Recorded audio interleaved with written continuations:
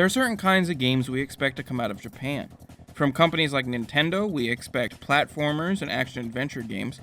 From Atlus, we expect in-depth and challenging role-playing games.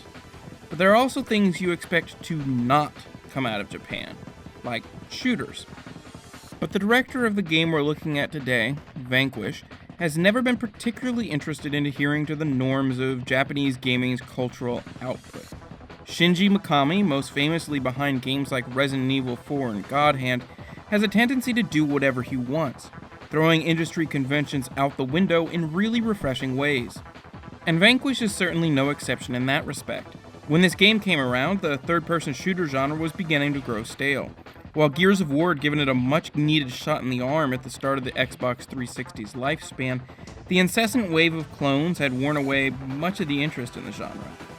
But Vanquish took what was at the time usually a series of slow crawls from cover to cover and sped it up to the level of an old-school PC shooter like Quake. Its most striking feature is its movement. The primary method of moving around is sliding on the ground using rocket jets attached to experimental power armor.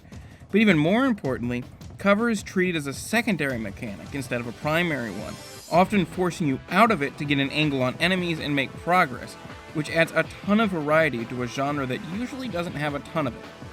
When it comes to the aesthetic, Vanquish is quirky and weird in that distinctly Japanese way throughout, but where it really succeeds are its many tweaks to the third-person formula that I mentioned earlier, not its story or cutscenes, which end up playing out like a particularly over-the-top installment in the Metal Gear Solid series. But despite that, the game still has a very stylish feel to it.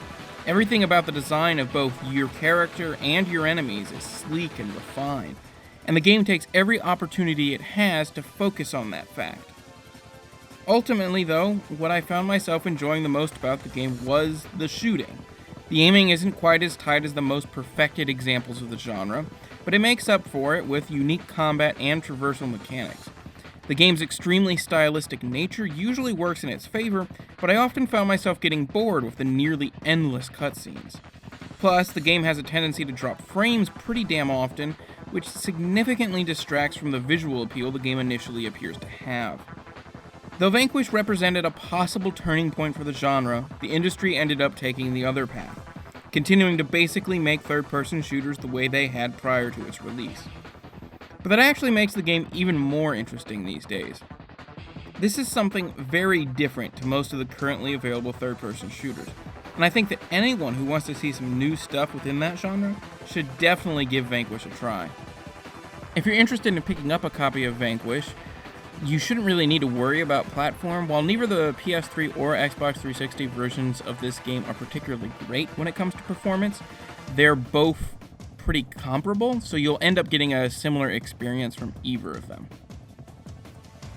Every Friday, I look at a game that people ignored when it came out, or has been forgotten since.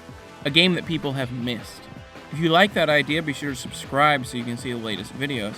If you like this review in particular, be sure to hit that like button. And if you have a suggestion for a game that people have missed, be sure to leave a comment below. Thanks for watching.